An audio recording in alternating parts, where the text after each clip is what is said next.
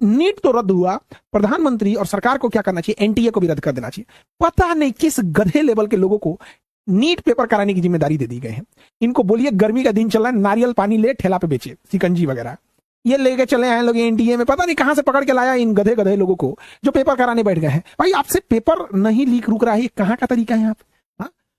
इसके अलावे आप अगर गौर करके देखते हैं तो आप कंफ्यूज हो जाएंगे कहां से इसे रोका जाए। देखिए कुछ कोचिंग वालों ने धंधा बना दिया है, पेपर जहां से लीक होता है और स्टूडेंट के बीच में डायरेक्ट कनेक्शन नहीं होता है, तो पेपर लीक कराता कोई और है, बहुत बड़ा पैसे वाला होगा, बहुत अंदर तक पहुंच होगी, उसे कानून का डर नहीं होगा, इतना बड़ा वो रसूखदार होगा, तो वो इंसान किसी कोचिंग में पढ़ने वाले बच्चों से क्या ही बात करेगा, बात नहीं करेगा वहां पे। तब बच्चों से कौन बात करेगा? तो कोचिंग पढ़ा रहे कुछ कोचिंग वाले इसमें अपनी पूरी तरह जमीर बेच देते हैं, पूरी कोचिंग को धंधा बना लेते हैं। अब ये यहां से बच्चे और ये माफियों के बीच में, क्वेश्चन लीक होने के बीच में एक ब्रिज का काम कर देते हैं। तो इन कोचिंग वालों में जो इनडायरेक्टली भूमिका रहती है उनकी जांच सबसे ज्यादा जरूरी है।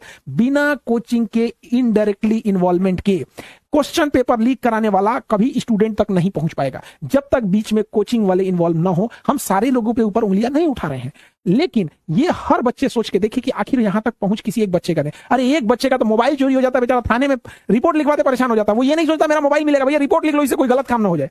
एक बच्चा ट्रेन में रिजर्वेशन नहीं करा पा रहा है अपना, पर भी उसकी इतनी पहुंच नहीं है कि रिजर्वेशन करा ले, वो पेपर क्या लीक करा पाएगा आप? यह इसकी जांच होनी चाहिए और इसे दिया गया है सीबीआई को। भैया ये कहिया का जांच करके किस चीज का रिपोर्ट दिया है सीबीआई, किसको पहुंचाया यहाँ पे? अब ये एक हफ्ते बाद सीबीआई बंद हो जाएगी, यहाँ पे कोई इसको जांच करके किसी स्टूडेंट को नहीं मिलेगा। और सीबीआई जब तक जांच करके और उन मुजरिमों तक पहुंचेगी तब तक उन लोगों का एमबीबीएस कंप्लीट होकर डॉक्टर बन चुके रहेंगे। तो इससे हटाकर इसे सुप्रीम कोर्ट के जजेस की बेंच को देना चाहिए और डायरेक्ट प्राइम मिनिस्टर ऑफिस को इन दोनों के बीच में इन दोनों को जांच करने की जिम्मेदारी देनी चाहिए। आयोग बने सुप्रीम कोर्ट के रिटायर्ड जज का और पीएमओ को रिपोर्ट सौंपे ताकि प्रधानमंत्री तक को यह खबर हो।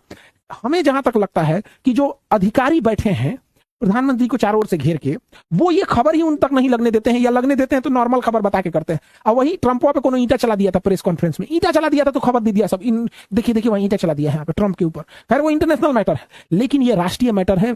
20 से 30 लाख बच्चों का भविष्य डायरेक्ट इन्वॉल्व हो जाता है इसमें उन बच्चों का मनोबल कहां बचा होगा उसे पता है, हर बच्चे को पता है कि अगर हम प्राइवेट कॉलेज से मेडिकल करेंगे, एमबीबीएस करेंगे तो 1 से 1.5 करोड़ रुपए का खर्च आएगा। तो वो उसको लग रहा है कि 15-20 लाख में पेपर कहीं बिक रहा है, वहां से ले लेते हैं, 1.5 करोड़ तो बच जाएगा यहाँ, और पैसे देने वालों की तो कमी नहीं है। तो ऐसे ही लोग जाएंगे वहां पे, फिर हम इलाज में पता चलेगा कोई मर रहा है। तो कई जगह जरूरत है इस चीज को कंप्लीटली रोकने की। और अगर हम नहीं रोक पाए तो आज नीट का पेपर लीक हो रहा है, कल जेई का होगा, परसों यूपीएससी का होगा, फिर भ्रष्ट अधिकारी बैठेंगे, कल को देश की खुफिया जानकारी बाहर जाएंगी। तो ये केवल एक नीट पेपर लेकर नहीं सोचिए। अच्छा उनका क्या करना है? री एग्जाम आयोजित कराई जाएगी, तिथि बताई जाएगी, ठीक है, रजिस्ट्रेशन नहीं लिया जाएगा। एहसान कर रहे हो ससुरे तो नहीं।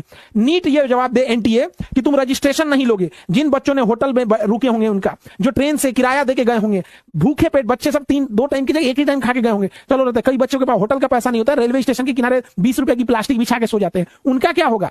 बहुत से ऐसे बच्चे होंगे जिन बच्चों को शायद दोबारा उन 100 किलोमीटर 400 किलोमीटर दूर सेंटर पे जाने के पैसे नहीं होंगे। एनटीए को क्या पता कि कितनी दिक्कत होती है। एनटीए के बैठे अधिकारी कभी लड़कियों के बारे में सोचे हो? लड़कियों को एक बार फेल होती है ना, लड़के जब फेल होते हैं तो उन्हें दोबारा मौका मिलता है, लड़कियां फेल होती है उन्हें शादी ब्याह करा के भेज दिया जाता है। अरे बेवकूफों, एनटीए वाला सोचो उस लड़की पे क्या बीतेगा जिसने सपना देखा था कि हम एमबीबीएस डॉक्टर बनेंगे, वो व्हाइट एप्रन पहनेंगे, गले में स्टेथोस्कोप होगा, हम मरीजों को इलाज करेंगे, मरते हुए इंसान को बचाएंगे। उस लड़की को तुम्हारे पेपर लीक करने की वजह से न जाने कितनी लड़कियों को शादी ब्याह करके जिंदगी भर रोटी या चावल झाड़ू पोछा में लगा दिया जाएगा। सोचा है कभी एनटीए? तुम्हारे कह देने से रजिस्ट्रेशन फीस नहीं लेंगे, इससे ज्यादा पैसे उन लोगों के लग गए, और जो मनोबल टूटा वो जिन बच्चों के अच्छे एग्जाम गए थे उनका क्या होगा? वो तो डिप्रेशन में चले जाएंगे। जितना पढ़ने में बच्चा ज्यादा अच्छा होगा उतना ज्यादा एग्जाम से उसको डर लगेगा, क्योंकि वो एग्जाम की गहराई को समझ रहा है, क्वेश्चन के टफनेस को समझ रहा है। वो कहां से लौटा सकते हो एनटीए? जरा बताओ तो यहाँ पे री एग्जाम के केंद्र को बताया, हाँ बताओ ना भैया, तुम सेंटर पे क्या तो तुम्हारा पूरा बॉडी चेक होगा, ससुरे तुम एक्सरे करा ले, अल्ट्रासाउंड एमआरआई करा के ले जाओ तुम एग्जाम दिलाने, लेकिन जो पेपर लीक करा रहा है उसका क्या करोगे? हाँ बताओ।